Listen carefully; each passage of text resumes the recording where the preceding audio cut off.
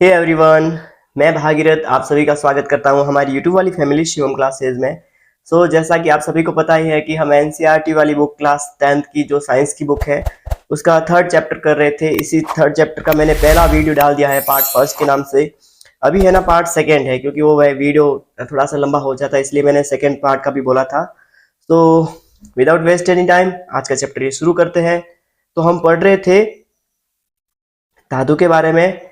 धातु में हमने बहुत सारे गुण देख लिए थे, रासायनिक गुण, भौतिक गुण। उसके बाद में हम देख रहे थे कि धातु है वो प्रकृति से प्राप्त कैसे की जाती है, उसके बारे में। एक्चुअली में है ना, देखो, जब भी है ना कोई भी धातु अगर पृथ्वी के अंदर से प्राप्त की जाती है तो उसको बोला जाता है खनिज। मतलब धरती से कुछ भी पदार्थ निकाला जाता है ना, उसको बोला जाता है खनिज। क्या बोला जाता है? खनिज बोला जाता है। धरती से जो भी प्रोडक्ट निकाला जाता है उसको खनिज बोलते हैं। और इसी खनिज में अगर अगर इसी खनिज में कोई विशेष प्रकार की धातु है तो उस खनिज को हम बोलते हैं अयस्क। क्या बोलते हैं? अयस्क। ठीक है। जैसे मान लो धातु का निष्कर्षण है वो किसके रूप में किया जाता है? खनिज के रूप में। मतलब पृथ्वी से जो भी प्रोडक्ट निकलता है, जो भी पदार्थ निकलता है उसको बोलते हैं हम खनिज। और इसी खनिज में अगर कोई विशेष प्रकार की धातु है, अगर कोई विशेष प्रकार की धातु पाई जाती है तो उस खनिज को, विशेष प्रकार के खनिज को बोलेंगे हम अयस्क। जैसे मान लो सिनेबार। सिनेबार है वो मरकरी या फिर पारे का है वो क्या होता है? अयस्क होता है। इसमें मरकरी है वो बहुत ज्यादा मात्रा में पाया जाता है। मतलब कोई ना कोई विशेष प्रकार की धातु पाई जा रही है, इसलिए इस खनिज को हम क्या बोलेंगे? अयस्क बोलेंगे। इस अयस्क के साथ में, जैसे खनिज जब हम निकालते हैं ना, तो अयस्क तो निकलता ही है, अयस्क के साथ साथ में मिट्टी, बहुत सारे अलग अलग कंकड़ निकल सकते हैं। तो उन अनावश्यक पदार्थ को हम बोलते हैं गैंग। जो खनिज के साथ में, अयस्क के साथ में जो अशुद्धि निकलती है, क्या निकलती है? अशुद्धि निकलती है, उसको बोलते हैं हम गैंग। जब हम गैंग को फिल्टर कर देते हैं अयस्क में से, तब हमें शुद्ध धातु है वो प्राप्त होती है। ठीक है, चलो आगे चलते हैं। देखो, अयस्क है वो मेन हमें पता है धातु है वो 3 टाइप की होती है। हमने सक्रियता श्रेणी देखी, आपको पता होगा, जिसमें potassium, sodium, calcium, magnesium, aluminium, zinc, फिर आयरन, लेड, हाइड्रोजन, हाइड्रोजन के बाद में कॉपर, मरकरी, सिल्वर, एजी और सोना। ये सब थे वो सक्रियता श्रेणी में हमने देखा था। ये सारे तत्व थे जो सक्रियता श्रेणी में पाए जाते हैं, जिसमें ऊपर वाले हैं वो बहुत ज्यादा क्रियाशील होते थे, नीचे वाले हैं वो बहुत कम क्रियाशील होते थे। मैंने बताया था आपको पिछले वीडियो में। तब हम है ना, जैसे ये अलग अलग क्रियाशीलता के आधार पर प्रकृति में ये धातुएं पाई जाती हैं, तो ये इनकी जो क्रियाशीलता होगी वो भी अलग अलग होगी। जैसे ऊपर वाली है ना ज्यादा क्रियाशील है, मध्यम वाली है वो, जैसे कि एल्यूमिनियम, जिंक, लेड ये है वो कम क्रियाशील है।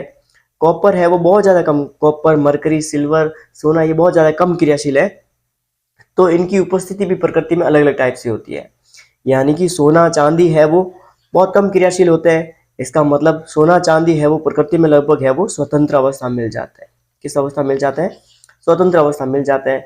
जबकि सोडियम, पोटेशियम, कैल्शियम, मैग्नीशियम ये तो बहुत ज्यादा क्रियाशील है, हर किसी के साथ में क्रिया कर देते हैं। इसका मतलब ये है वो प्रकृति में स्वतंत्र अवस्था में नहीं मिल सकते हैं। तो इस प्रकार से हम प्रकृति में जो खनिज प्राप्त हो रहे हैं, उन खनिज में से विशेष प्रकार की धातुएं हैं वो किस प्रकार से अलग करते हैं उसके बारे में देखने वाले हैं। बहुत ज्यादा क्रियाशील, उच्च अभिक्रियाशील धातुएं होती है, जैसे सोडियम, पोटेशियम, सोडियम, कैल्शियम और मैग्नीशियम। ये प्रकृति में हमें है ना आयनिक यौगिक के रूप में मिलती है। किनके रूप में मिलती है? आयनिक यौगिक होते हैं ना, उनके रूप में मिलती है। मैंने आयनिक यौगिक के बारे में पिछले वीडियो में पूरा बताया था, आयनिक यौगिक बनते कैसे हैं, उनमें कौन कौन से गुणधर्म होते हैं, इनके बारे में वो वीडियो आपको पहले देखना होगा। वो वीडियो देखने के बाद में ये वीडियो देखना आपको, ठीक है ना। उसका लिंक भी है ना मैं डिस्क्रिप्शन में डाल दूंगा, वो भी आप साथ में देख लेना, ठीक है। आयनिक यौगिक बनते हैं प्रकृति में, हमें जो सोडियम, पोटेशियम, कैल्शियम, मैग्नीशियम के जो यौगिक मिलते हैं वो आयनिक यौगिक के रूप में मिलते हैं। और इन आयनिक यौगिक को अगर मैं पानी में घोल दूं या किसी भी विलायक में घोल दूं, यानी कि इसको गलित अवस्था में लेके आ जाऊं, गलित अवस्था में लेके आ जाऊंगा, तब जो आयन होंगे ना, जैसे मान लो मुझे मिला था सोडियम क्लोराइड का अयस्क, ठीक है, सोडियम क्लोराइड का अयस्क मिला है, सोडियम का अयस्क है ये। तो इसमें मैं सोडियम और क्लोरीन को अलग कैसे करूंगा? तो गलित अवस्था में लाने के बाद में जब हम गलित अवस्था में लाते हैं तो सोडियम और पोटेशियम, सोडियम और क्लोरीन है वो अलग हो जाता है। फिर इसका मैं विद्युत अपघटन कर दूंगा। विद्युत अपघटन करने पर एनोड पर है वो यानी प्लस पे और माइनस पे यानी कैथोड पे है वो सोडियम चिपक जाएगा और क्लोरीन गैस है वो एनोड पर आ जाएगी प्लस वाले भाग पर, और इस प्रकार से सोडियम और क्लोरीन है वो दोनों अलग हो जाएंगे। इस प्रकार से हम धातु को अलग करते हैं। ये तो हो गई उच्च अभिक्रियाशील, बहुत ज्यादा क्रियाशील धातु थी उनके बारे में। अब हम देखने वाले हैं मध्यम क्रियाशील धातुओं के बारे में। मध्यम क्रियाशील धातु कौन सी होती है? ये है देखो, जैसे जिंक है, आयरन है, लेड है, zinc iron lead, zinc iron lead इन शीशा, आयरन इन लोहा, ये है वो मध्यम क्रियाशील धातु है। तो मध्यम क्रियाशील धातु है ना, हमें प्रकृति में या तो कार्बोनेट के रूप में मिलती है या फिर सल्फाइड के रूप में मिलती है। किसके रूप में मिलती है? या तो कार्बोनेट के रूप में या फिर सल्फाइड के रूप में। हम एग्जाम्पल ले लेते हैं किसका? जिंक। जिंक का ले लेते हैं। मान लो जिंक का कार्बोनेट मिल गया मुझे, अगर प्रकृति में खनिज के रूप में मिला मुझे जिंक कार्बोनेट या फिर जिंक सल्फाइड मिल गया, ठीक है। अगर जिंक कार्बोनेट मिला है तो इसको हम कैसे अलग करेंगे, और जिंक सल्फाइड मिला है तो इसको हम अलग कैसे करेंगे?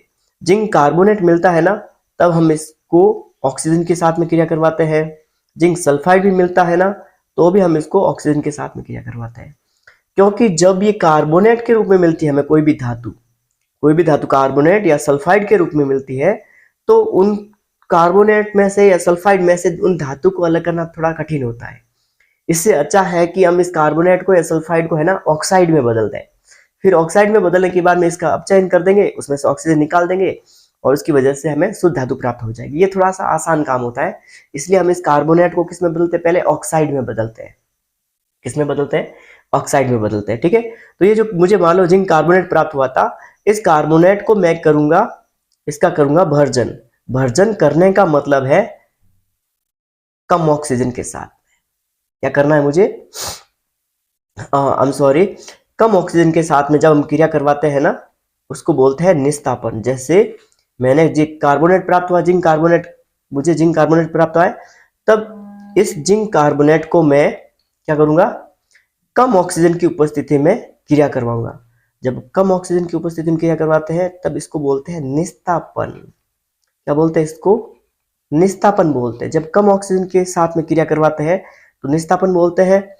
तो ये जिंक कार्बोनेट था वो किसके रूप में प्राप्त हो जाएगा? जिंक ऑक्साइड के रूप में। किसके रूप में प्राप्त हो जाएगा? जिंक ऑक्साइड के रूप में प्राप्त हो जाएगा। मैं जो कार्बोनेट था अब किस में बदल गया? ऑक्साइड में। यानी कि मैंने क्रिया करवाई है जिंक कार्बोनेट को किसके साथ में?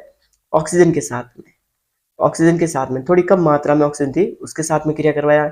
जब कम ऑक्सीजन लेते हैं तो उसको बोलते हैं निस्तापन। जब हम ज्यादा ऑक्सीजन लेते हैं, ज्यादा ऑक्सीजन के साथ में क्रिया करवाते हैं तो उसको बोलते हैं भर्जन। क्या बोलते हैं? भर्जन, ठीक है।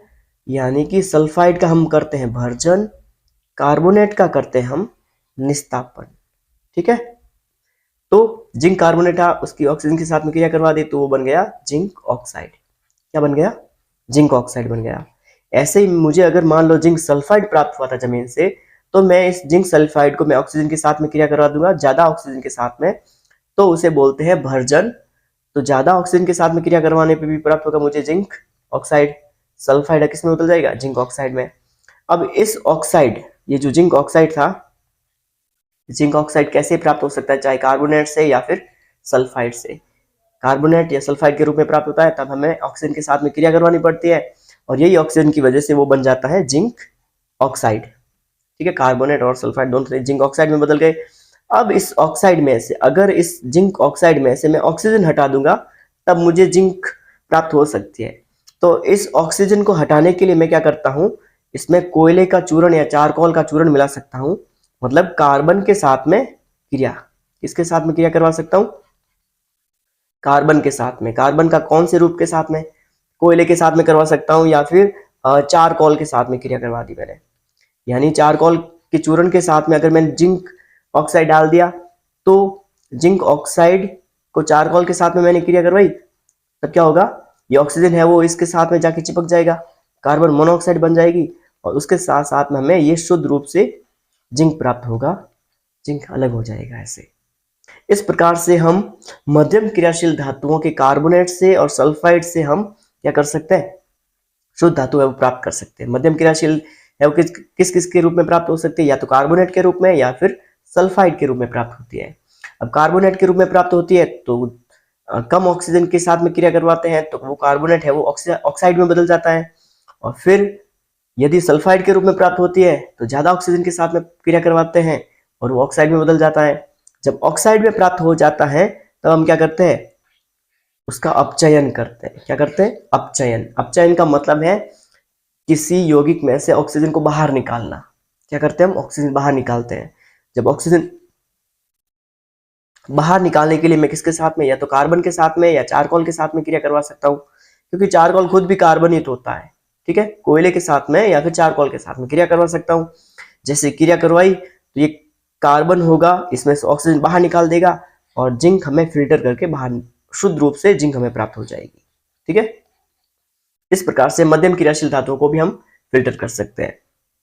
अब बताओ आगे है कि निम्न क्रियाशील धातुओं को हम, निम्न क्रियाशील जैसे कि सोना, चांदी, कॉपर, मरकरी, ये है वो निम्न क्रियाशील मतलब कम क्रियाशील है, इनको हम फिल्टर कैसे करते हैं। प्रकृति में मैक्सिमम ये स्वतंत्र अवस्था में पाई जाती है, चाहे सोना है, प्लेटिनम है या फिर चांदी है, कॉपर है, मैक्सिमम ये है ना स्वतंत्र अवस्था में पाई जाते हैं। सोना और प्लेटिन तो मैक्सिमम स्वतंत्र अवस्था में पाए जाते हैं, लेकिन सिल्वर है, कॉपर है, ये तो होती तो कम क्रियाशील है, लेकिन ये कई बार है ना सल्फाइड की अवस्था में पाई जाती है। मतलब प्रकृति में है वो सल्फाइड के रूप में मिल सकती है, चाहे सिल्वर सल्फाइड है या कॉपर सल्फाइड है ना, इनके रूप में हमें मिल सकती है। ठीक है, हाँ, कॉपर सल्फाइड के रूप में भी मिल सकती है। तो देखो, अगर हमें मान लो मुझे मिल गया है सिल्वर सल्फाइड या फिर कॉपर सल्फाइड मिला मुझे। ठीक है, अगर कॉपर सल्फाइड मिला है तब हमें पता है, मैंने अभी बताया था कि जब हमें सल्फाइड के रूप में कोई भी खनिज प्राप्त होता है, अयस्क प्राप्त होता है, तो उस अयस्क का हम करते हैं भर्जन। भर्जन का मतलब है वो ज्यादा ऑक्सीजन के साथ में गर्म करते हैं। जैसे ही मैंने कॉपर ऑक्साइड को, जब मुझे कॉपर सल्फाइड प्राप्त हुआ था, जब कॉपर सल्फाइड को मैंने ज्यादा ऑक्सीजन के साथ में क्रिया करवाई यानी भर्जन करवाया, तब हमें क्या प्राप्त होगा, कॉपर का ऑक्साइड प्राप्त होगा। क्या प्राप्त होगा, ऑक्साइड, क्योंकि जब हम भर्जन करते हैं तो सल्फाइड से क्या बन जाता है, ऑक्साइड बन जाता है। अब इस ऑक्साइड में से, इस कॉपर ऑक्साइड में से इस ऑक्सीजन को बाहर निकालने के लिए मैं क्या कर सकता हूँ, चारकोल के साथ में क्रिया करवा के अपचयन कर सकता हूँ। जब कॉपर ऑक्साइड में चारकोल का चूर्ण डाल दूंगा तब क्या करेगा, कॉपर अलग हो जाएगा और कार्बन मोनोऑक्साइड है वो अलग बन जाएगी, और इस प्रकार से अपचयन भी कर सकते हैं। उसके साथ में एक बात और बता दूं कि ये निम्न क्रियाशील वाले जो धातु होते हैं ना, उनके जो ऑक्साइड होते हैं ना वो बहुत कम क्रियाशील होते हैं, मतलब उनके बीच में जो बॉन्ड होता है वो बहुत दुर्बल होता है। अगर मैं है ना इस कॉपर ऑक्साइड को गर्म भी कर दूंगा, अगर मान लो मैंने गर्म भी कर दिया ना नॉर्मली, तो भी है वो कॉपर अलग हो जाएगा और ऑक्सीजन अलग हो जाएगा। इस प्रकार से हमें ऑक्सीजन गैस बाहर निकल जाएगी, कॉपर है वो हमें शुद्ध अवस्था में प्राप्त हो जाएगा। आई होप ये तीनों का तीनों पार्ट है वो आपको समझ में आ गया होगा, और ये बहुत इंपॉर्टेंट है। इसके बारे में पूछा जा सकता है कि अयस्क है वो चाहे उच्च क्रियाशील है, मध्यम क्रियाशील है या फिर निम्न क्रियाशील है, उनको हम प्रकृति में अयस्क से शुद्ध रूप में कैसे धातु है वो प्राप्त कर सकते हैं। इसके बारे में अगर नहीं समझ में आया तो इस वीडियो को रिवर्स करके वापस एक बार देख लेना, लेकिन आपको ये टॉपिक समझना ज्यादा जरूरी है। ठीक है, चलो आगे चलते हैं। आगे है सक्रियता श्रेणी में नीचे आने, नीचे कौन कौन से, जैसे कॉपर है, मरकरी है, सिल्वर है, सोना है, प्लेटिनम भी ले सकते हो साथ में। ये सारी है वो धातु है वो सक्रियता श्रेणी में सबसे नीचे आती है, इसका मतलब सबसे कम क्रियाशील होती है। इनको हम फिल्टर कैसे करते हैं, जैसे मैंने एग्जांपल देके बता दिया, लेकिन अभी हम थोड़ा सा और ज्यादा एक्सप्लेन करने वाले इसको। मैंने अभी बताया था आपको, अभी क्या बताया था मैंने अभी, कि निम्न क्रियाशील होती ना उनको हम फिल्टर कैसे करते हैं, सल्फाइड के रूप में प्राप्त होती है, और फिर हम क्या करते हैं, उसका भर्जन करते हैं। क्या करते हैं, हम भर्जन करते हैं। मान लो मुझे निम्न क्रियाशील जैसे मर्क्यूरिक सल्फाइड प्राप्त हुआ था, मर्क्यूरिक सल्फाइड को बोलते हैं हम सिनाबार। ये क्वेश्चन आ सकता है कि सिनाबार है वो किसका अयस्क होता है। सिनाबार अयस्क होता है मरकरी का। किसका अयस्क होता है, मरकरी का अयस्क होता है, और किसके रूप में पाया जाता है, सल्फाइड के रूप में। अब सल्फाइड के रूप में है, निम्न क्रियाशील धातुओं का सल्फाइड के रूप में होगा, तब हम क्या करते हैं, भर्जन करते हैं। भर्जन का मतलब है वो ज्यादा ऑक्सीजन के साथ में हम क्या करते हैं, क्रिया करवाते हैं। मरकरी सल्फाइड का ज्यादा ऑक्सीजन के साथ में अगर मैंने क्रिया करवाई, मतलब भर्जन करवाया, जैसे ही भर्जन हुआ तो बन जाता है क्या, मरकरी ऑक्साइड बन जाएगा। उसके साथ साथ में सल्फर डाइऑक्साइड गैस बन जाएगी। हमारा टारगेट क्या था, उस सल्फाइड को ऑक्साइड में बदलना। फिर हम उसको गर्म करके भी इस ऑक्सीजन और मरकरी को अलग कर सकते हैं, या फिर उसका अपचयन करके भी कर सकते हैं। यही तो प्रोसेस होती है, चाहे कार्बोनेट के रूप में प्राप्त हो रही है या फिर सल्फाइड के रूप में प्राप्त हो रही है। तो उन कार्बोनेट या सल्फाइड को हम सबसे पहले ऑक्साइड में बदलते हैं। ठीक है, यही प्रोसेस होती है हर बार। फिर ऑक्साइड को हम क्या करते हैं, अपचयन करते हैं। अपचयन करने से क्या होता है, वो कार्बन में से जो ऑक्सीजन होता है वो अलग हो जाता है और शुद्ध धातु है वो अलग हो जाती है। हर बार यही प्रोसेस होता है। ठीक है, तो मरकरी सल्फाइड था, इसकी मैंने ऑक्सीजन के साथ में क्रिया करवाई, करवाते ही मरकरी ऑक्साइड बन गया। उसके साथ साथ में सल्फर डाइऑक्साइड अलग हो गई। अब इस मरकरी ऑक्साइड को, ये जो मरकरी ऑक्साइड प्राप्त हुआ है, अब इस मरकरी ऑक्साइड में से ऑक्सीजन अलग कैसे करेंगे। मैंने बताया आपको कि जो सक्रियता श्रेणी में जो नीचे आते हैं ना, नीचे वाले तत्व, उनके जो ऑक्साइड होते हैं वो दुर्बल बंध वाले होते हैं। अगर इनको थोड़ा सा गर्म भी कर देंगे ना, तो भी हमें है ना मरकरी अलग हो जाएगी और ऑक्सीजन गैस है वो अलग हो जाएगी। अगर ऐसा नहीं होता है तब हम क्या कर सकते हैं, इसका अपचयन कर सकते हैं। अपचयन यानी कि या तो कोयले के साथ में क्रिया करवा दो, कोयले के साथ में गर्म कर दो, या फिर चारकोल के साथ में गर्म कर दो। कोयला या चारकोल दोनों में कार्बन होता है, क्या करेगा, मरकरी ऑक्साइड था, मरकरी ऑक्साइड की मैंने कार्बन के साथ में क्रिया करवा दी, ये कार्बन है वो इस ऑक्सीजन को लेके भाग जाएगा, यानी मरकरी अलग हो गई और कार्बन मोनोऑक्साइड है वो अलग हो गई। और इस प्रकार से हमें मरकरी है वो शुद्ध अवस्था में प्राप्त हो जाएगी। आई होप यहां तक आपको समझ में आ गया होगा। ठीक है, चलो आगे चलते हैं। इसी प्रकार से कॉपर सल्फाइड, यानी मान लो तांबे का लोटा था आपके पास में और तांबे के ऊपर सल्फर डाइऑक्साइड की वजह से इसके ऊपर है ना एक परत चढ़ गई, हरे रंग की परत चढ़ जाती है। मान लो ये अयस्क प्राप्त हुआ है, कॉपर सल्फाइड प्रकृति से अगर प्राप्त हुआ है। मैंने बताया जब सल्फाइड के रूप में प्राप्त होती है कोई धातु, तब हम उसका भर्जन करते हैं। क्या करते हैं, भर्जन। सल्फाइड के साथ में भर्जन, कार्बोनेट के साथ में निस्तापन करते हैं। ओके, तो कॉपर सल्फाइड प्राप्त हुआ है मुझे, कॉपर सल्फाइड की मैं ऑक्सीजन के साथ में क्रिया करूंगा। भर्जन का मतलब है ज्यादा ऑक्सीजन के साथ में क्रिया करूंगा। भजन करने पर क्या होता है, ज्यादा ऑक्सीजन प्राप्त होती है। ऐसे माइंड में याद कर लो, जैसे भजन करते हैं तो हमें मन को शांति मिलती है या फिर ज्यादा ऑक्सीजन मिलती है, मान लो ऐसे ही ट्रिक बना दो और याद कर लो। तो कॉपर सल्फाइड की हम क्रिया करवाते हैं ऑक्सीजन के साथ में, तो क्या बनेगा, पहले तो कॉपर ऑक्साइड बनेगा, मैंने बता दिया है। क्योंकि जब भी है ना धातु सल्फाइड की, कोई भी धातु सल्फाइड है, इसकी हम क्रिया ऑक्सीजन के साथ में करवाते हैं तो बनता है क्या, धातु ऑक्साइड बनता है।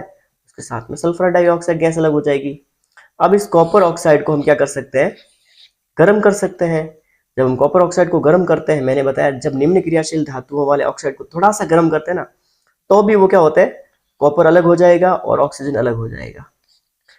ऐसा हो जाता है तो ठीक है, अगर ऐसा नहीं होता है तब हम इसको और गर्म करेंगे तो कॉपर ऑक्साइड, उसके साथ साथ में इसके अंदर वाला जो कॉपर सल्फाइड है, ये दोनों आपस में क्रिया करेंगे तो कॉपर अलग हो जाएगा, सल्फर डाइऑक्साइड अलग हो जाएगी। इस प्रकार से कॉपर हमें शुद्ध रूप से प्राप्त हो जाएगा। ठीक है, और इसका हम अपचयन भी कर सकते हैं। मान लो मुझे कॉपर ऑक्साइड प्राप्त हुआ है और इसका मैंने करवा दिया अपचयन। अपचयन का मतलब मैंने कार्बन के साथ में गर्म कर दिया, इसको क्या कर दिया, गर्म कर दिया। जैसे ही गर्म किया तो कार्बन, ये वाला कार्बन, ये वाला ऑक्सीजन अलग हो जाएगा कार्बन मोनोऑक्साइड के रूप में, और कॉपर है वो, तांबा है मुझे शुद्ध अवस्था में प्राप्त हो जाएगा। ठीक है, चले आगे। ओके, अब हम पढ़ने वाले मध्यम क्रियाशील वाली धातुएं। मैंने अभी बता दिया था, आपके माइंड में पूरा मैप सेट कर दिया था। अब हम वापस थोड़ा सा उसको एक्सप्लेन कर रहे हैं। ठीक है ना, जैसे मध्यम क्रियाशील वाली धातुएं कौन कौन सी होती है, जैसे कि लोहा हो सकता है, जिंक हो सकता है, लेड, कॉपर, ये सारी है वो मध्यम क्रियाशील वाली धातुओं में आती है। ठीक है, मैंने बताया था आपको एग्जांपल लेके, जिंक सल्फाइड के रूप में या फिर जिंक कार्बोनेट के रूप में प्राप्त हो सकता है। मतलब मध्यम क्रियाशील वाली धातुएं होती है ना, वो किसके रूप में प्राप्त हो सकती है, या तो सल्फाइड के रूप में प्राप्त होती है मुझे, सल्फाइड, या फिर कार्बोनेट के रूप में प्राप्त होती है। सल्फाइड के साथ में हमेशा हम क्या करते हैं, भर्जन करते हैं, और कार्बोनेट के साथ में हम क्या करते हैं, हमेशा निस्तापन करते हैं। क्या करते हैं, निस्तापन।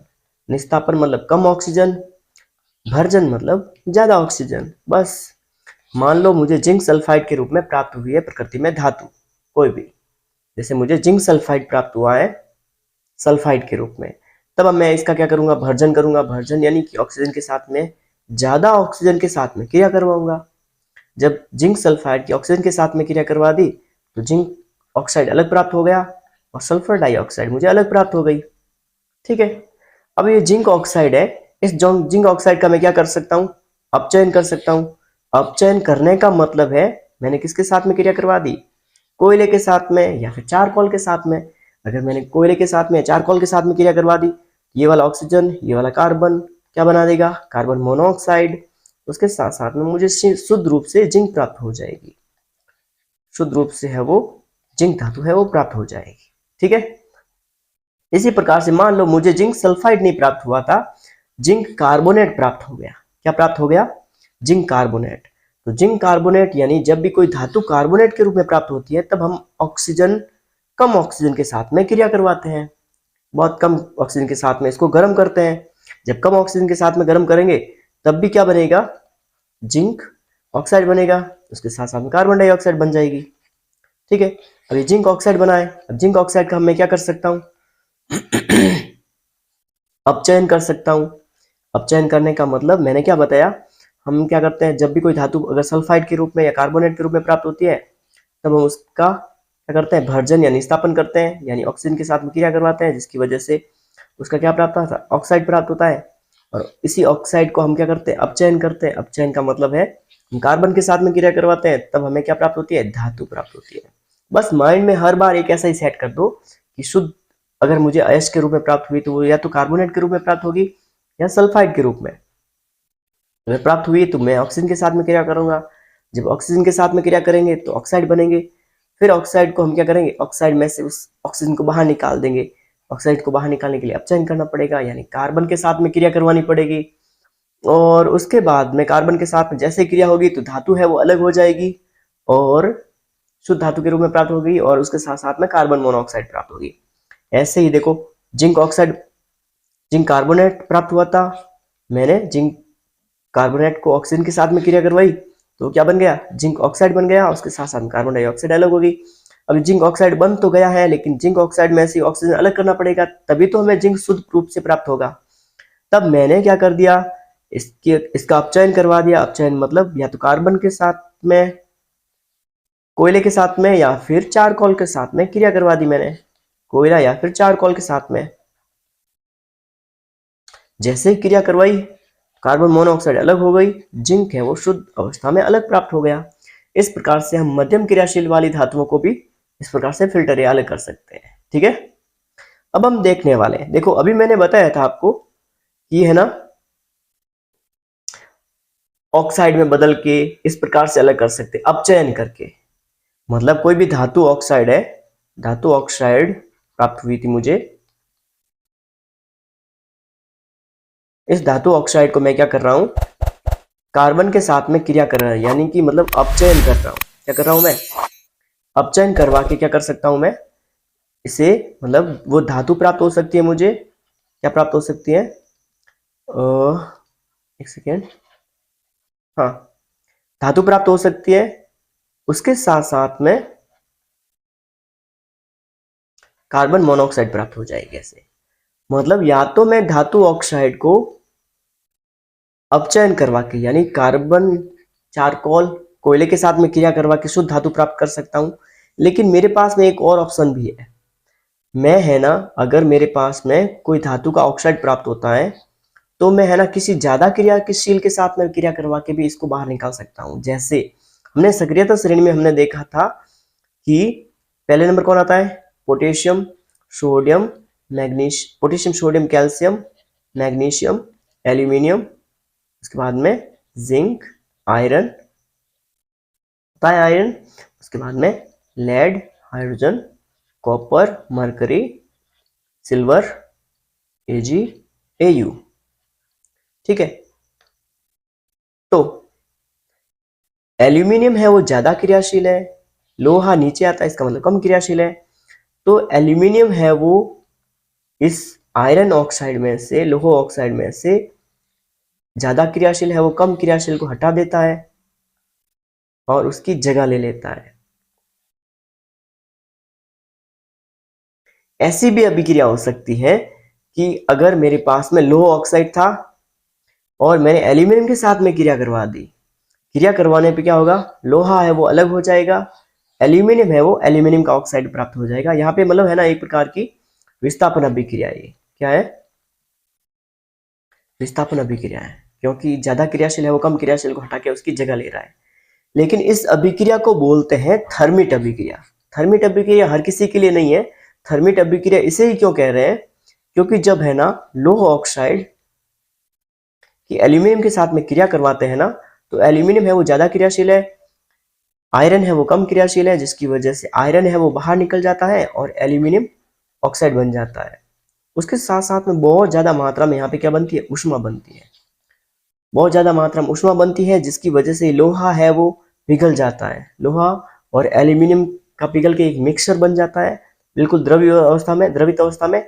और इसी द्रव का हम यूज करते हैं, रेल वाली पटरियां होती ना, अगर बीच से ब्रेक हो जाती है तो उनको आपस में जोड़ने के लिए इस प्रकार के विलयन का यूज करते हैं। और इस प्रकार की अभिक्रिया को बोलते हैं थर्मिट अभिक्रिया। क्या बोलते हैं, थर्मिट अभिक्रिया। थर्मल का मतलब ही होता है गर्म होना, उष्मा।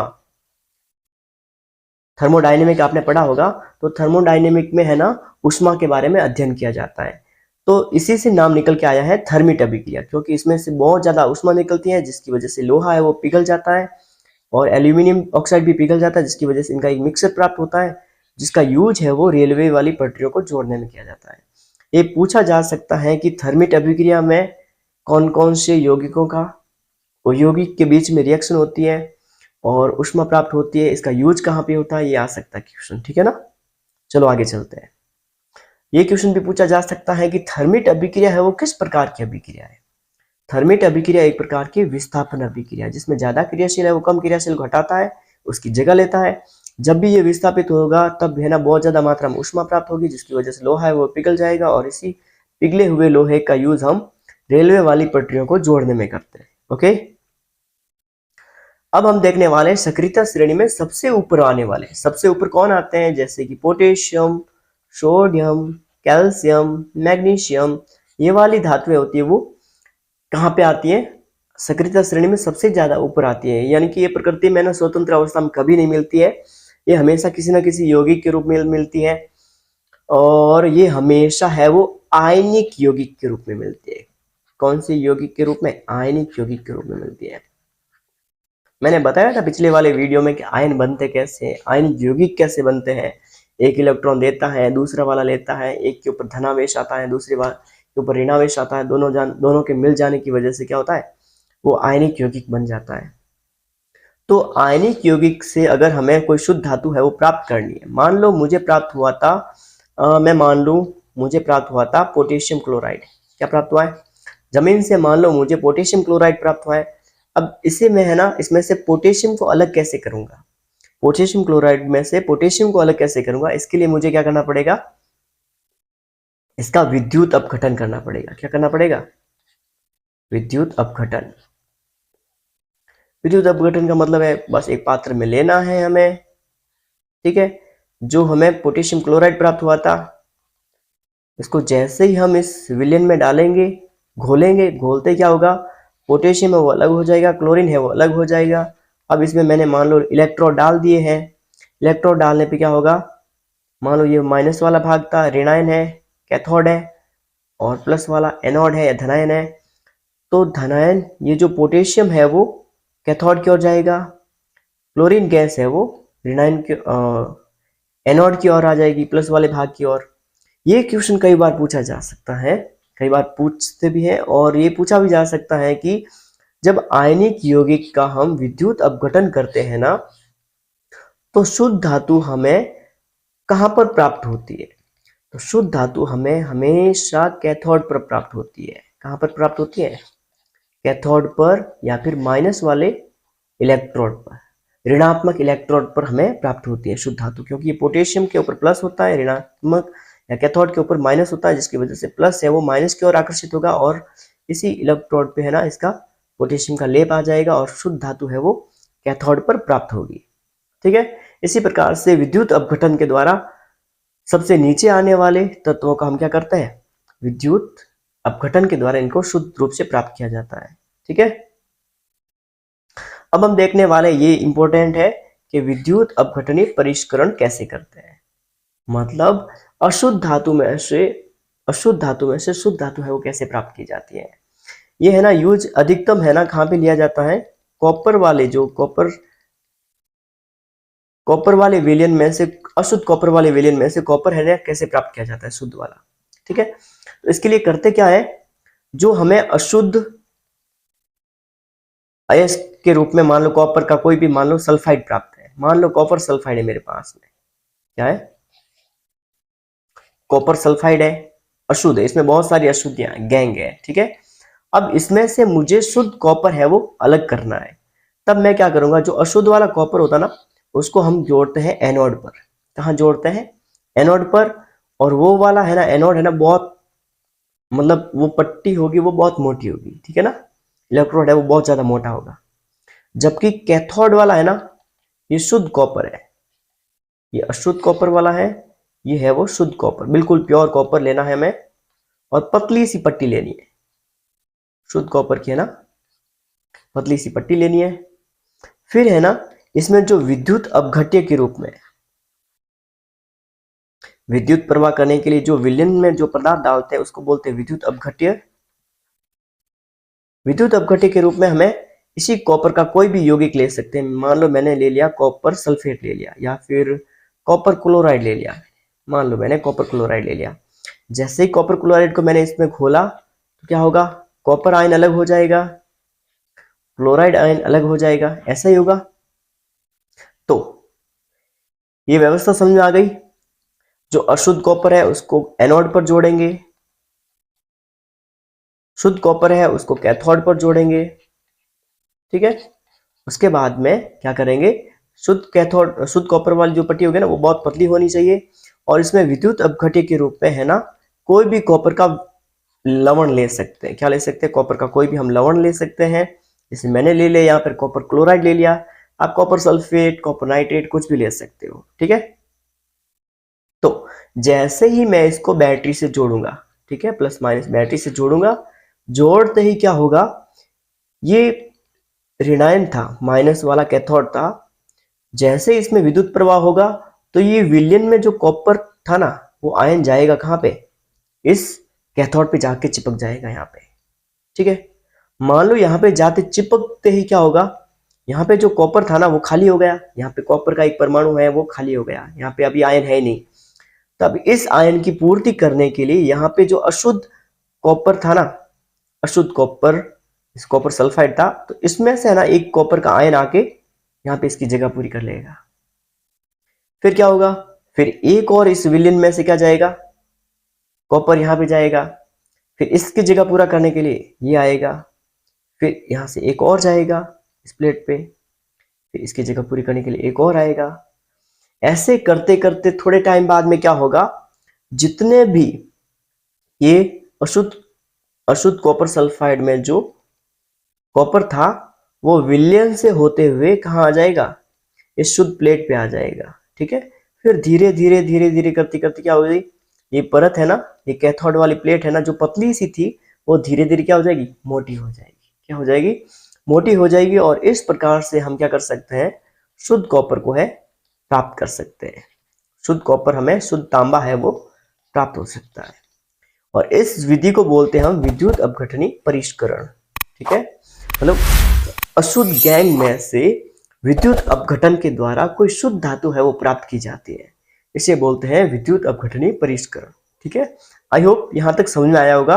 और ये क्वेश्चन पूछा जा सकता है कि जो विद्युत अपघटनीय परिष्करण में, ये इंपॉर्टेंट है, ये पूरी विधि भी पूछी जा सकती है, एक पूरी सिस्टम के द्वारा समझाओ, चित्र बना के समझाओ, तो आप आराम से ऐसे चित्र बनाना, धीरे धीरे समझ लेना। अगर नहीं समझ आए तो वापस इसको रिवर्स करके वीडियो को देख लेना, क्योंकि मैं एक ही वीडियो में बार बार समझाऊंगा तो ये वीडियो बहुत लेंथी हो जाएगा। ठीक है ना, आप बार बार आराम से देख सकते हो इसको। ठीक है, और ये क्वेश्चन पूछा जा सकता है कि शुद्ध धातु है ना हमें विद्युत अपघटनीय परिष्करण में कहाँ पे प्राप्त होगी, कैथोड पर प्राप्त होगी। कहाँ पे प्राप्त होगी, कैथोड पर। ठीक है, अब हम पढ़ने वाले हैं संचारण के बारे में। वैसे संचारण के बारे में मैंने चैप्टर नंबर 1 में भी बताया था कि संचारण किसे कहते हैं। जैसे मान लो कॉपर है, आयरन है, चांदी है, कुछ भी है, मतलब कोई भी धातु है, अगर खुले में छोड़ी जाती है, खुले वातावरण में छोड़ी जाती है, तो वायु में उपस्थित ऑक्सीजन की वजह से और पानी की वजह से, कार्बन डाइऑक्साइड की वजह से, सल्फर डाइऑक्साइड की वजह से और हाइड्रोजन सल्फाइड, मतलब किसी की भी वजह से अगर वो धातु है वो क्रिया करती है, क्रिया करने के बाद में उसके ऊपर है ना एक परत जमा हो जाती है किसी यौगिक की, तो इसको बोलते हैं हम संचारण। क्या बोलते हैं? संचारण बोलते हैं। क्या बोलते हैं? संचारण बोलते हैं। नॉर्मली हम है ना लोहे के लिए काम में ले सकते हैं, लेकिन कॉपर के लिए, चांदी के लिए ये भी पूछा जा सकता है, क्योंकि हमारी नोटबुक में इसके बारे में आया हुआ है। ठीक है, जब हम किसी धातु को खुले में छोड़ते हैं तो वायु में उपस्थित पानी के साथ में, ऑक्सीजन के साथ में, कार्बन डाइऑक्साइड, सल्फर डाइऑक्साइड, इसके साथ में वो धातु क्रिया कर लेती है, उसके अन्य यौगिक बना लेती है और उस धातु के ऊपर एक उस यौगिक की परत चढ़ जाती है। इसे हम बोलते हैं संचारण। क्या बोलते हैं? संचारण बोलते हैं। संचारण में जैसे मान लो लोहे के संचारण के लिए, मतलब लोहे पर जंग लगने के लिए, संचारण का मतलब एक्चुअली जंग लगना ही होता है ना। जैसे लोहे के ऊपर जंग लगने के लिए, ये इंपॉर्टेंट है ना, लोहे के ऊपर अगर जंग लगना है तो कौन कौन से तत्व होना जरूरी है? अगर लोहे पर जंग लगाना है तो एक तो उसे ऑक्सीजन मिलना जरूरी है, उसके साथ साथ में उसे पानी मिलना जरूरी है। अगर पानी है लेकिन ऑक्सीजन नहीं है तो भी वो क्रिया नहीं हो सकती, उसके ऊपर जंग नहीं लग सकता है। अगर ऑक्सीजन है लेकिन पानी नहीं है तो भी नहीं लग सकता है। ठीक है, इन दोनों तत्वों का होना जरूरी है। ये क्वेश्चन बहुत इंपॉर्टेंट है कि लोहे पर जंग लगने के लिए कौन कौन से तत्वों का होना जरूरी है। एक तो ऑक्सीजन और एक पानी। ठीक है ना। तो लोहे के ऊपर मान लो मेरे पास में लोहा था, खुले में छोड़ दिया मैंने, खुले में छोड़ने पे ऑक्सीजन के साथ में और पानी के साथ में इसने क्रिया कर दी। क्रिया करते ही वो क्या बना दिया? उसने लोह ऑक्साइड बना दिया। क्या बना दिया? Fe2O3 बना दिया, लोह ऑक्साइड बना दिया। और लोह ऑक्साइड को हम क्या बोल सकते हैं? जंग बोल सकते हैं। क्या बोल सकते हैं? आयरन ऑक्साइड को हम जंग बोलते हैं। ठीक है, इसी प्रकार से है ना, ये है ना लाल भूरे रंग का होता है लोह ऑक्साइड, लाल भूरे रंग का। ठीक है, ऐसे ही मैंने मान लो तांबे को खुले में छोड़ दिया। जैसे तांबे को हम खुले में छोड़ते हैं ना, तो तांबा है वो कार्बन डाइऑक्साइड, मतलब वायुमंडल में कार्बन डाइऑक्साइड के साथ में क्रिया कर देगा और वो बना देगा कॉपर कार्बोनेट। क्या बना देगा? कॉपर कार्बोनेट बना देगा। और इस प्रकार से कॉपर कार्बोनेट है वो, इसके ऊपर हरे रंग की है वो परत चढ़ जाती है। किसके रूप में? हरे हरे रंग में परत चढ़ जाती है। इसी टाइप से अगर हम देखें, एक और है, जैसे अगर हम चांदी को खुले में छोड़ दें, किसके रूप में छोड़ दें? चांदी को अगर मैंने खुले में छोड़ दिया, किसके रूप में? मेरे पास में चांदी का कोई आभूषण था, इसको मैंने खुले में छोड़ दिया। तो चांदी को अगर हम खुले में छोड़ते हैं ना, तो वो क्या करता है? सल्फर डाइऑक्साइड के साथ में क्रिया करेगा। किसके साथ में? सल्फर डाइऑक्साइड के साथ में क्रिया करेगा। वायुमंडल में सल्फर डाइऑक्साइड गैस तो होती है। चांदी को खुले में छोड़ने पर वो किसके साथ में क्रिया करेगा? सल्फर डाइऑक्साइड के साथ में क्रिया करेगा और क्या बना देगा? Silver sulphide. क्या बना देगा? क्या बना देगा वो? सिल्वर सल्फाइड बना देगा और ऑक्सीजन गैस है वो अलग हो जाएगी। सिल्वर सल्फाइड बना दिया और सिल्वर सल्फाइड की वजह से है ना, चांदी के जो आभूषण होता है ना, इसके ऊपर है ना वो हरे रंग की या फिर काले रंग की है वो परत चढ़ जाती है। इसकी वजह से चांदी के जो आभूषण होते हैं वो धीरे धीरे है वो कम चमकीले हो जाते हैं। इस प्रकार से आपको ये याद रखना है कि अगर आपको कोई पूछ ले, ये क्वेश्चन आ भी सकते हैं तीनों। ठीक है ना, कि लोहे की वस्तु को अगर हम खुले में छोड़ देते हैं तो थोड़े दिन के बाद में है ना वो कमजोर भी हो जाती है, उसके साथ साथ में उसका रंग है वो बदल जाता है। क्यों? तब हमें ये जवाब देना है कि लोहे को खुले में छोड़ने पर ऑक्सीजन, वायुमंडल में उपस्थित ऑक्सीजन और पानी के साथ में क्रिया करती है, वो जंग बना देती है, लो ऑक्साइड बना देती है, जिसका रंग कैसा लाल भूरा रंग का होता है और इसकी वजह से वो क्या होता है? लोहा है वो कमजोर हो जाता है।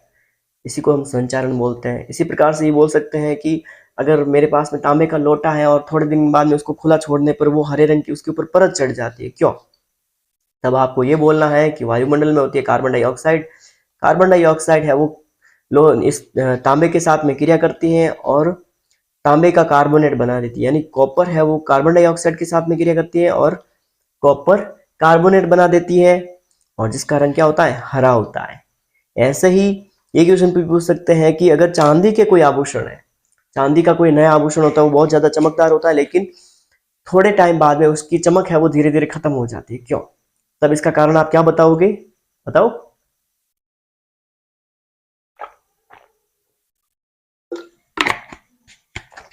चांदी के आभूषण अगर नए नए लाते तो चमकदार होते हैं, थोड़े टाइम बाद में उसकी चमक है वो कम हो जाती है। क्यों होती है कम? क्योंकि वायुमंडल में क्या पाई जाती है? सल्फर डाइऑक्साइड गैस पाई जाती है, और सल्फर डाइऑक्साइड है वो सिल्वर के साथ में या चांदी के साथ में क्रिया करती है और सिल्वर सल्फाइड बना देती है, जिसका रंग थोड़ा सा काला होता है, जिसकी वजह से चांदी के जो आभूषण होते हैं वो है ना, उसकी चमक है वो कम हो जाती है और थोड़े काले दिखाई देने लगते हैं। ठीक है।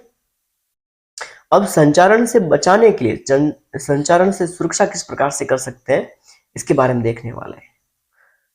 पहले है यशोद लेपन। ये डेफिनेशन आ सकती है कि यशोद लेपन किसे कहते हैं।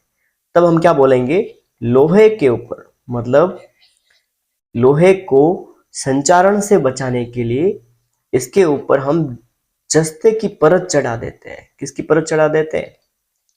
जिंक या फिर जस्ता, जिंक या फिर जस्ते की परत चढ़ा देना। मतलब लोहे को संचारण से बचाने के लिए इसके ऊपर जस्ते की परत चढ़ा देना, लोहे के ऊपर जिंक या जस्ते की परत चढ़ाना क्या कहलाता है? यशोद लेपन कहलाता है। क्या कहलाता है? यशोद लेपन। ठीक है। इसी प्रकार से एक होता है एनोडीकरण। एनोडीकरण किसे कहते हैं? जैसे आपने एल्यूमिनियम के बर्तन देखे होंगे। एल्यूमिनियम के बर्तन होते हैं, क्या होते हैं? एल्यूमिनियम के बर्तन होते हैं। अब एल्यूमिनियम तो बहुत ज्यादा क्रियाशील होती है, फिर भी है ना, खाने वाले बर्तन इसके क्यों बनाए जाते हैं? क्यों? वो तो ऑक्सीजन के संपर्क में भी आते हैं, उसके साथ साथ में खाना बनाते टाइम पानी के संपर्क में आसानी से आ सकते हैं। फिर इसके बर्तन है वो एल्यूमिनियम के क्यों बनाए जाते हैं? तब आप क्या कह सकते हो कि क्या इसमें संचारण नहीं होता है? संचारण तो होता है, लेकिन इसमें होता क्या है, जब एल्यूमिनियम है ना खुले में छोड़ी जाती है ना, तब इसके ऊपर है ना, ये खुले में छोड़ने पर ऑक्सीजन के साथ में क्रिया कर देती है। जब एल्यूमिनियम की ऑक्सीजन के साथ में क्रिया करवाई जाती है, तब बना देती है एल्यूमिनियम का ऑक्साइड। क्या बना देती है? एल्यूमिनियम का ऑक्साइड। मान लो ये बर्तन था, इस बर्तन के ऊपर एल्यूमिनियम ऑक्साइड की एक परत चढ़ गई। ये परत है ना, इस एल्यूमिनियम को क्या करती है? बाहर वाले वातावरण से बचाती है, जिसकी वजह से इसका आसानी से संचारण नहीं हो पाता है, और ये धातु है वो, ये एल्यूमिनियम है वो सुरक्षित रह पाती है। इसी को बोलते हैं हम एनोडीकरण। एनोडीकरण में है ना बिल्कुल ऐसे ही प्रोसेस की जाती है कि विद्युत अपघटन के द्वारा, किसके द्वारा? विद्युत अपघटन के द्वारा। मान लो मेरे पास में ये था विद्युत अपघटन का एक सेटअप है मेरे पास में, ये एनोड है, ये कैथोड है। ठीक है, एनोड कैथोड।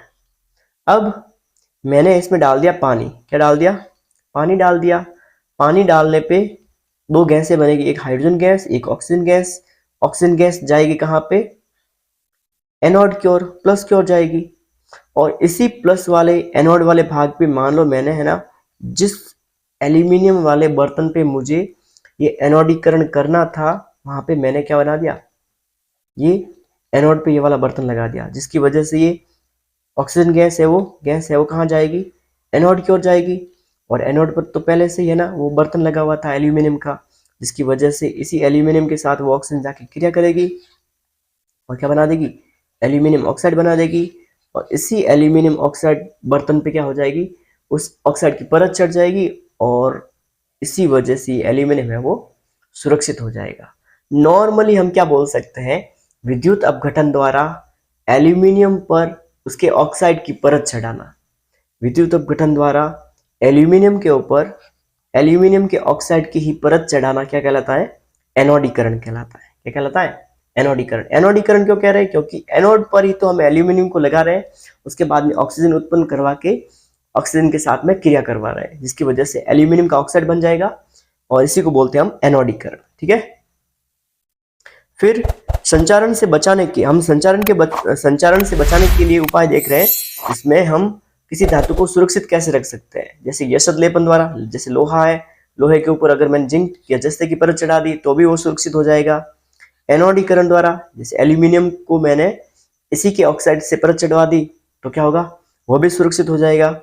इसी प्रकार से किसी भी धातु को हम मिश्र धातु में बदल के भी उसे संचारण से बचा सकते हैं, उसके साथ साथ में मन चाहे इसमें गुण उत्पन्न कर सकते हैं। मिश्र धातु किसे कहते हैं, ये परिभाषा भी आ सकती है कि मिश्र धातु किसे कहते हैं, 2-3 मिश्र धातु के नाम बताओ। तो ये बहुत इंपॉर्टेंट है कि इसके नाम आ सकते हैं कि पीतल है वो कौन कौन सी धातु से बनती है, कांसा है वो, सोल्डर धातु है, नाइक्रोम है, स्टेनलेस स्टील है, ये सब किससे बनते हैं, ठीक है ना। तो मिश्र धातु किसे कहते हैं, जब दो या दो से अधिक है ना, अधिक धातुएं होती ना, कोई धातु का जो समांगी मिश्रण होता है, समांगी का मतलब है वो फिक्स अनुपात में समांगी मिश्रण है, और उसके साथ साथ में ये मिश्रण भी ऐसा है जिसमें पूरे पूरे परमाणु है वो आपस में मिक्स हो जाते हैं। समांगी इसको तो बोलते हैं कि जब परमाणु है वो पूरे पूरे आपस में मिक्स हो जाते हैं, इसी को बोलते हैं समांगी मिश्रण। जब दो या दो से अधिक धातुओं का समांगी मिश्रण प्राप्त किया जाता है, इसको बोलते हैं मिश्र धातु। क्या बोलते हैं, मिश्र धातु। जैसे पीतल, पीतल है ना एक प्रकार की मिश्र धातु है। पीतल है वो कौन कौन सी धातुओं को मिलाने से बनती है, एक तो होता है तांबा और एक होता है जिंक। कॉपर और जिंक को आपस में मिलाने से क्या बनती है, पीतल बनता है। पी ता जी, यानी पीतल है वो तांबा और जिंक के मिलने से बनता है। ऐसे ही कांसा है वो तांबा मतलब कॉपर और टिन, इन दोनों को मिलाने से क्या बन जाता है, कांसा बन जाता है। जैसे आपको पता है तांबा है वो विद्युत का सुचालक होता है, लेकिन जब तांबे में थोड़ा सा टिन मिला दिया जाता है ना, तो कांसा प्राप्त होता है जो विद्युत का कुचालक होता है। ये भी अजीब सी बात है कि नॉर्मली तो तांबा सुचालक था, विद्युत का बहुत अच्छा चालक था, लेकिन इसमें टिन मिला देने पे है ना मनचाहा गुण उत्पन्न हो गया, जो धातु भी है लेकिन विद्युत की कुचालक है। इस प्रकार से है ना कांसा प्राप्त हो जाता है। कांसा कैसे प्राप्त होता है, तांबा और टिन से, ठीक है। कैसे लिख सकते हैं, कॉपर और टिन के मिलने से क्या बनती है, कॉपर और टिन के मिलने से बनता है कांसा। पीतल बनता है तांबे और जिंक के मिलने से। ऐसे ही सोल्डर धातु है ना, जो फ्यूज होते हैं ना, घरेलू फ्यूज, उसमें काम में लिया जाता है। सोल्डर धातु बनती है टिन और लेड या शीशा या पीबी, यानी टिन मिलाया जाता है और लेड मिलाया जाता है, तब बनती है सोल्डर धातु। सोल्डर धातु है ना घरेलू जो फ्यूज होते हैं ना, फ्यूज में काम में लिया जाता है। फ्यूज में काम में क्यों लिया जाता है, क्योंकि सोल्डर धातु का गलनांक है ना बहुत कम होता है, गलनांक है वो कम होता है। जैसे ही घर में शॉर्ट सर्किट होता है, शॉर्ट सर्किट होने पर क्या होता है, तार गर्म होने लगते हैं। गर्म होने पे क्या होता है, अचानक ये सोल्डर धातु है वो पिघल जाती है। पिघल जाने से क्या होता है, घर में जो लाइट का कनेक्शन है वो कट जाता है और बाकी सारे जो इंस्ट्रूमेंट है वो जलने से रुक जाते हैं। इसीलिए है वो सोल्डर धातु है वो काम में ली जाती है फ्यूज के रूप में। तो ये क्वेश्चन पूछा जा सकता है कि सोल्डर धातु है वो किससे बनती है, टिन और लेड से। इनको आप बार बार लिखोगे ना आराम से आपको याद हो जाएगा, ठीक है। पीतल बनता है तांबा और जिंक से, कांसा बनता है तांबा और टिन से, सोल्डर धातु बनती है टिन और लेड से। अब नाइक्रोम बनता है, नाइक्रोम नाम से ही पता चलता है, NI, क्रोमियम, M, मैग्नीज, यानी निकल, क्रोमियम और मैग्नीज के मिलने से बनता है नाइक्रोम। जो हीटर के तार होते हैं ना, हीटर का तार होता है ना, वो किससे बनता है, नाइक्रोम से बनता है ना। ऐसे ही स्टेनलेस स्टील होता है, स्टील है वो बनता है लोहे से। लोहा होता है, लोहे में थोड़ा सा कार्बन मिला दिया जाता है, उसके साथ साथ में इसमें मिला दिया जाता है क्रोमियम। लोहे में कार्बन और क्रोमियम मिलाने से वो क्या बन जाता है, बहुत ज्यादा कठोर बन जाता है। बाकी लोहा है वो सॉफ्ट होता है, ज्यादा कठोर नहीं होता है, लेकिन इसमें क्रोमियम मिला देने पर क्या होता है, वो बहुत ज्यादा कठोर बन जाता है, ठीक है। तो ये नाम याद रखने हैं कि मिश्र धातु किसे कहते हैं और किससे किससे बनती है, ये क्वेश्चन बनेगा, ठीक है ना। तो आपको आराम से याद कर देना है। अब हम देखने वाले शुद्ध सोना। शुद्ध सोना होता ना, ये क्वेश्चन पूछा जा सकता है कि शुद्ध सोना है वो कितने कैरेट का होता है, 24 कैरेट का होता है। कितने कैरेट का होता है, 24 कैरेट का। और हमें पता है ना कि सोने में है वो तन्यता का गुण सबसे ज्यादा पाया जाता है। तन्यता यानी खींचने पर वो तार के रूप में बन जाता है, और 2 ग्राम से हम 1 ग्राम से हम लगभग 2 किलोमीटर तार है वो बना सकते हैं। उसके साथ साथ में सोना है ना बहुत ज्यादा है ना, एक तो अक्रियाशील होता है, किसी के साथ में क्रिया करता ही नहीं है, अक्रिय होता है। उसके साथ साथ में क्या होता है, नरम होता है, बहुत ज्यादा नरम होता है, इससे हम आभूषण नहीं बना सकते हैं। तब है ना इस 24 कैरेट में है ना क्या करना पड़ता है, कोई धातु मिलानी पड़ती है, बाहर से मिलानी पड़ती है। जैसे कई बार चांदी मिलाते हैं और कई बार है वो तांबा मिलाते हैं। ठीक है, ये क्वेश्चन पूछा जा सकता है कि शुद्ध सोना है वो कितने कैरेट का होता है, 24 कैरेट का, लेकिन इसमें से बाहर से कुछ मिलाया जाता है, जैसे चांदी तांबा कुछ भी मिला सकते हैं। ठीक है, तब इसका आभूषण बनता है। अगर मान लो हमारे इंडिया में है ना लगभग 22 कैरेट, 22 कैरेट बोलते हैं या फिर 22 कैरेट के है ना लगभग आभूषण बनते हैं हमारे इंडिया में। 22 कैरेट का मतलब क्या है, अगर मान लो हमने 24 ग्राम, अगर मान लो 24 ग्राम, मान लो ऐसे कि 24 ग्राम अगर मैंने सोना लिया है, अगर मुझे 24 ग्राम का कोई आभूषण बनाना है, क्या बनाना है, आभूषण बनाना है, और इसमें 22 कैरेट सोना डाला है। 22 कैरेट का मतलब 22 ग्राम तो है वो क्या है, सोना है, क्या है, 22 ग्राम सोना है, और दो भाग यानी 2 ग्राम इसमें है वो तांबा हो सकता है या फिर चांदी है। ठीक है ना, कितना कैरेट है, मान लो 18 कैरेट है, तो 18 कैरेट में है वो 18 भाग है वो किसके हैं, सोने के हैं, और बाकी के 6 भाग है वो अन्य धातु मिलाई गई है। मान लो आपको बोल दिया जाए कि है ना ये सोना है वो 20 कैरेट का है, कितने कैरेट का है, 20 कैरेट का, तो 20 कैरेट का मतलब 20 भाग तो है सोने के, बाकी के 6 भाग है, सॉरी 4 भाग है वो अन्य धातु के। इस प्रकार से हम बता सकते हैं। अन्य तथ्य, यानी इस चैप्टर को हमने लगभग कवर कर लिया है, लेकिन इसमें भी कुछ इंपॉर्टेंट चीजें बन जाती हैं जो कैसे पूछ सकते हैं, तो मैं थोड़ा सा बता देता हूँ। एक है पीवीसी, पीवीसी का पूरा नाम आ सकता है पॉलीवाइनिल क्लोराइड, पॉलीवाइनिल क्लोराइड, ये नाम पूछा जा सकता है। पीवीसी का पूरा नाम पॉलीवाइनिल क्लोराइड। कहाँ पे काम आती है, एक मतलब एक प्रकार की प्लास्टिक की होती है, ठीक है ना, ये प्लास्टिक की होती है, जो है ना जो विद्युत वाले तार होते हैं ना, इसके ऊपर है ना एक प्लास्टिक के कवर होता है, वो कवर हकीकत में किसका होता है, पीवीसी का होता है। पीवीसी के पाइप भी आते हैं पानी वाले, और पीवीसी का ही जो विद्युत के तार होते हैं उसके ऊपर कवर चढ़ाया जाता है, किसका, पीवीसी का। पीवीसी है वो विद्युत की क्या होती है, कुचालक होती है। ये क्वेश्चन ये पूछ सकते हैं कि जो घरेलू विद्युत तार होते हैं उसके ऊपर पीवीसी की परत क्यों चढ़ाई जाती है, क्योंकि पीवीसी है वो विद्युत की कुचालक होती है, जो क्या करती है, दो तारों को आपस में मिलने से रोकती है, जिसकी वजह से शॉर्ट सर्किट नहीं होता है। ये भी क्वेश्चन आ सकता है। इसके साथ साथ में हमें देखना है, वैसे हम कार्बन के अपरूप को डिटेल से देखने वाले हैं चौथे चैप्टर में, चैप्टर नंबर 4 में, लेकिन इसमें देखना है हमें नॉर्मली के है ना कार्बन के मेन अपरूप होते हैं 3, हीरा, ग्रेफाइट और फुलरीन।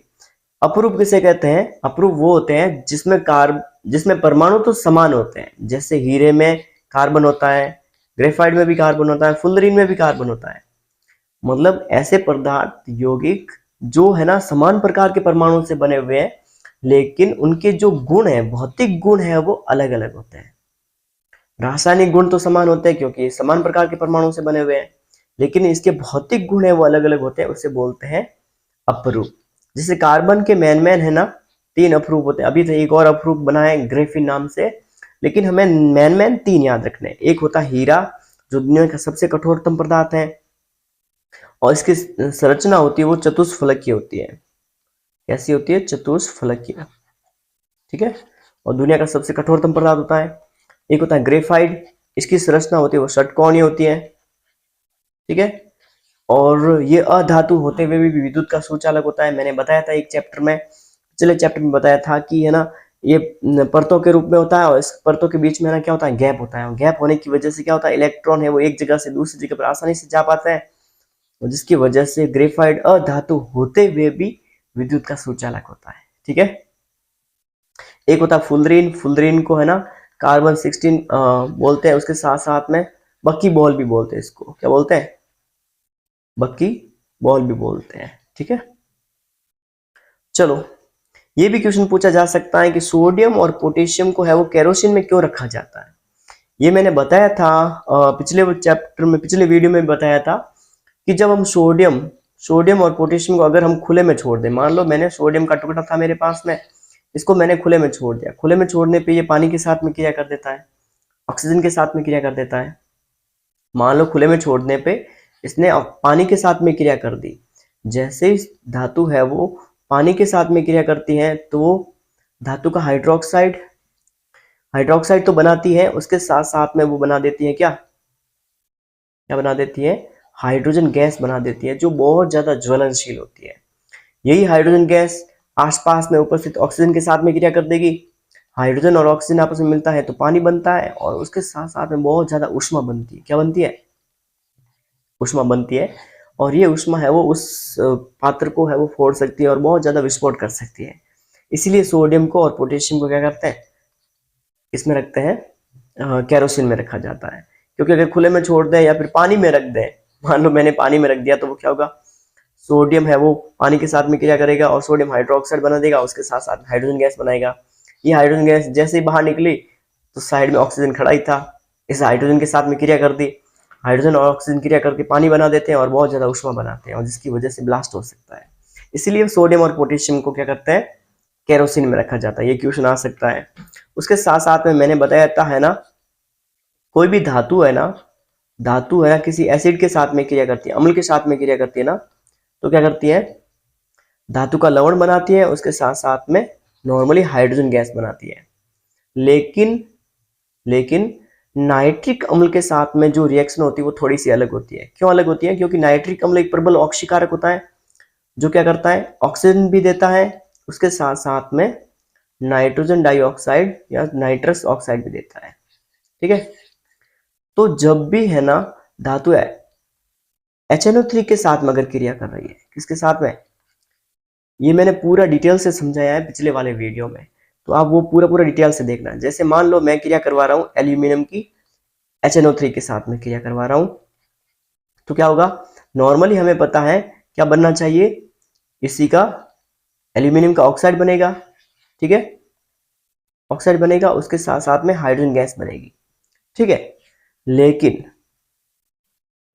ये हाइड्रोजन गैस बनते ही इसने क्या कर दिया, ऑक्सीजन गैस दे दी, ऑक्सीजन दे दिया, जिसकी वजह से ये हाइड्रोजन और ऑक्सीजन की क्रिया करके क्या बना देंगे, पानी बना देंगे। उसके साथ साथ में बहुत ज्यादा ऊष्मा बनेगी, जैसे यहाँ पे बन रही थी, सोडियम बना रहा था। उसके साथ में ये खुद टूट के और क्या बना देगा, एक तो नाइट्रोजन डाइऑक्साइड और एक नाइट्रस ऑक्साइड, हंसने वाली गैस, लाफिंग गैस भी बोलते हैं इसको ना। तो नाइट्रिक अम्ल में है ना अभिक्रिया थोड़ी सी अलग होती है, बाकी दूसरे अम्लों के साथ में नॉर्मली होती है कि ऑक्साइड बनेगा, उसके साथ में हाइड्रोजन गैस बनेगी, लेकिन नाइट्रिक अम्ल में थोड़ी सी रिएक्शन अलग होती है, क्योंकि ये ऑक्सीजन देता है, जिसकी वजह से ये ऑक्सीजन और हाइड्रोजन क्रिया करके पानी बना देते हैं, और ये खुद है वो नाइट्रोजन डाइऑक्साइड और नाइट्रस ऑक्साइड में टूट जाता है। फिर मैंने गैंग के बारे में बता दिया कि खनिज निकलते हैं जमीन से, तो खनिजों के साथ में जो अशुद्धियां निकलती है, अयस्क के साथ में जो अशुद्धि निकलती है, मिट्टी कण कुछ भी हो सकते हैं, उन अशुद्धि को क्या बोलते हैं, गैंग बोलते हैं। उसके साथ साथ में सिनाबार के बारे में बताया था, जो मरकरी का जो अयस्क है, मरकरी का अयस्क है उसको बोलते हैं सिनाबार। ठीक है, और मैंने बता दिया है कि ये एक प्रकार का कम क्रियाशील धातु है, और कम क्रियाशील वाली धातु है वो सल्फाइड के रूप में प्राप्त होती है, और सल्फाइड वाले को हम क्या करेंगे, ऑक्सीजन के साथ में क्रिया करवाएंगे, यानी भर्जन करवाएंगे, भर्जन करवाने पे ऑक्साइड के रूप में प्राप्त होगा, और इसी ऑक्साइड को मैं क्या करूंगा, इसी ऑक्साइड को या तो मैं गर्म करूंगा तो भी वो अलग हो जाएगा, अगर अलग नहीं होता है तो मैं कार्बन के साथ में अपचयन करवाऊंगा, जिसकी वजह से शुद्ध धातु प्राप्त हो जाएगी। ये इंपॉर्टेंट है, ठीक है ना, इंपॉर्टेंट है कि जब चांदी है ना, चांदी को खुले में छोड़ते हैं ना, तो उसके ऊपर जो सल्फाइड की परत चढ़ती है, सिल्वर सल्फाइड की, वो परत किसकी वजह से होती है, या तो होती है हाइड्रोजन सल्फाइड की वजह से या सल्फर डाइऑक्साइड की वजह से। किसकी वजह से होती है, सल्फर डाइऑक्साइड या हाइड्रोजन सल्फाइड की वजह से। ऐसे ही तांबे को अगर हम खुले में छोड़ते हैं तो कॉपर कार्बोनेट की जो परत चढ़ती है वो कौन से गैस की वजह से चढ़ती है? कार्बन डाइऑक्साइड की वजह से, क्योंकि वायुमंडल में कार्बन डाइऑक्साइड होती है, वो कॉपर के साथ में क्रिया करती है और वो क्या बना देती है? Copper carbonate. ऐसे ही वायुमंडल में पानी और ऑक्सीजन की उपस्थिति की वजह से लोहे के ऊपर जंग लगता है। ठीक है, और लास्ट वाला वर्ड है अमलगम। अमलगम क्या है?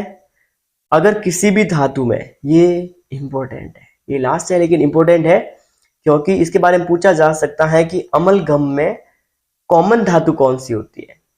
तो अगर किसी भी धातु में अगर मरकरी मिला दिया जाए, क्या मिला दिया जाए? मरकरी या पारा मिला दिया जाए, तो उस मिश्र धातु को क्या बोलते हैं? अमलगम बोलते हैं। क्या बोलते हैं? अमलगम बोलते हैं। ठीक है ना? चलो, थैंक यू फॉर एवरीथिंग। आपने मुझे बहुत ज़्यादा सपोर्ट किया है, इसलिए मेरा वीडियो यहाँ तक देखा है इसलिए, और हर टाइम मेरा साथ देने के लिए। ठीक है, so keep learn, keep smile, ऐसे मुस्कुराते रहो, सीखते रहो और ज़िंदगी में आगे बढ़ते रहो। चलो, मिलते हैं नेक्स्ट वाले वीडियो में। तब तक के लिए take care and bye bye.